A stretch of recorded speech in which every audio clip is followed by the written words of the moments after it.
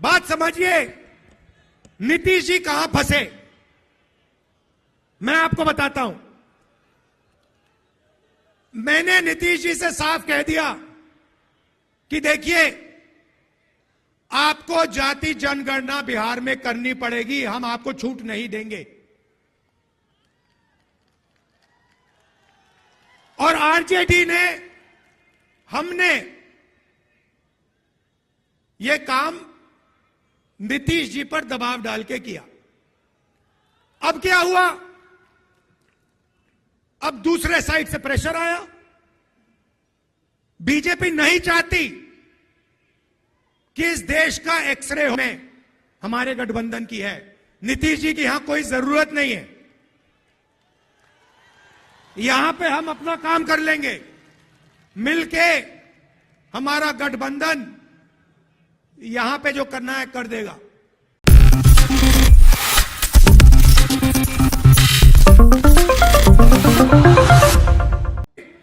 बात समझिए, नीतीश जी कहां फंसे,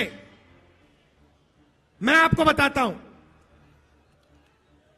मैंने नीतीश जी से साफ कह दिया कि देखिए, आपको जाति जनगणना बिहार में करनी पड़ेगी, हम आपको छूट नहीं देंगे।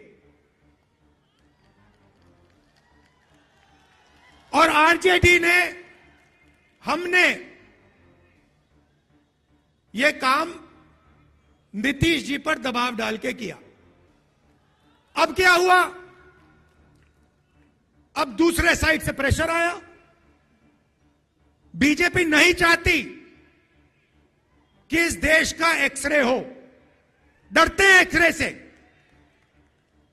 दूध का दूध, पानी का पानी हो जाएगा, पता लग जाएगा कि कितने ओबीसी हैं, कितने दलित हैं, कितने आदिवासी हैं। बीजेपी ये नहीं चाहती।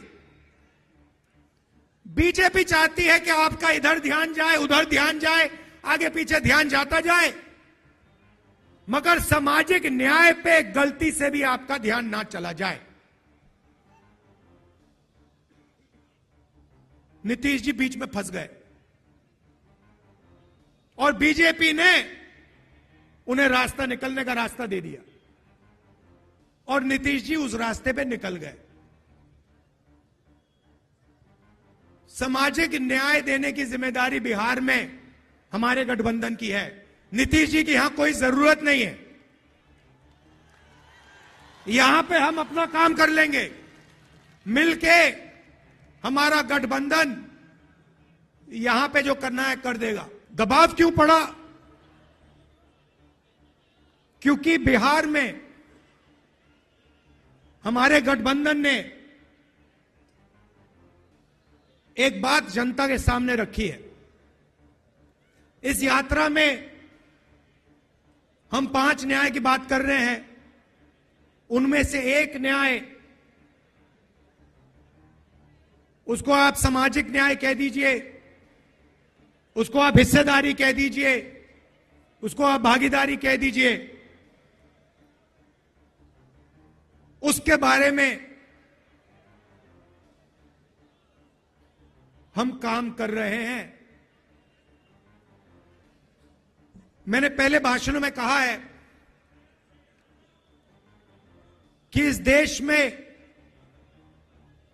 अलग अलग वर्ग के लोग हैं।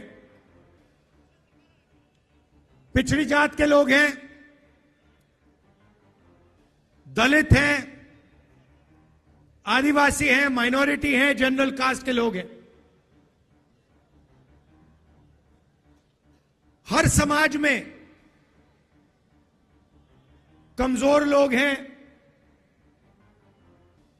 ओबीसी समाज देश का सबसे बड़ा समाज है, मगर अगर मैं आज आपसे पूछूं कि इस देश में ओबीसी समाज की आबादी कितनी है,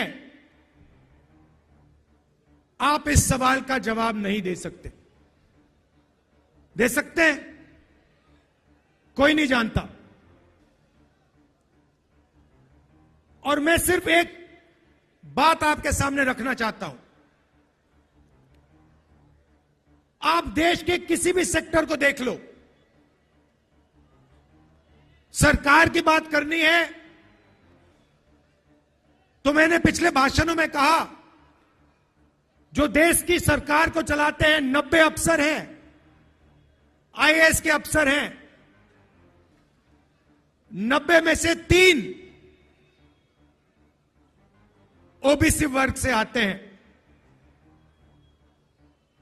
और अगर 90 अफसर पूरे के पूरे बजट के बारे में निर्णय लेते हैं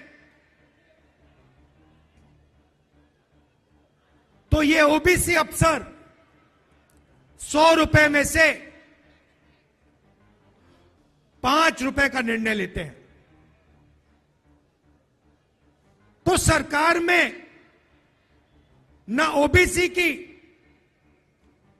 ना दलित की, ना आदिवासी की भागीदारी है।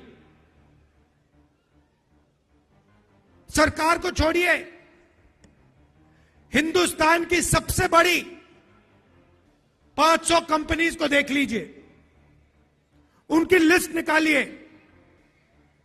उनके मालिकों के नाम पढ़िए, आपको उन नाम में से एक दलित, एक आदिवासी, एक पिछड़ा नहीं मिलेगा।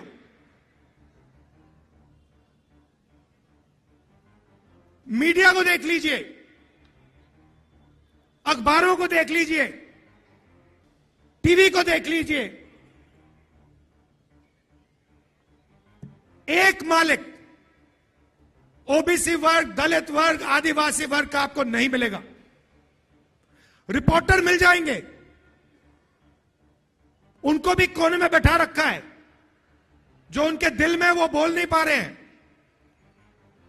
मगर सीनियर मैनेजमेंट में और मालिकों में आपको एक ओबीसी, एक दलित, एक आदिवासी नहीं मिल सकता।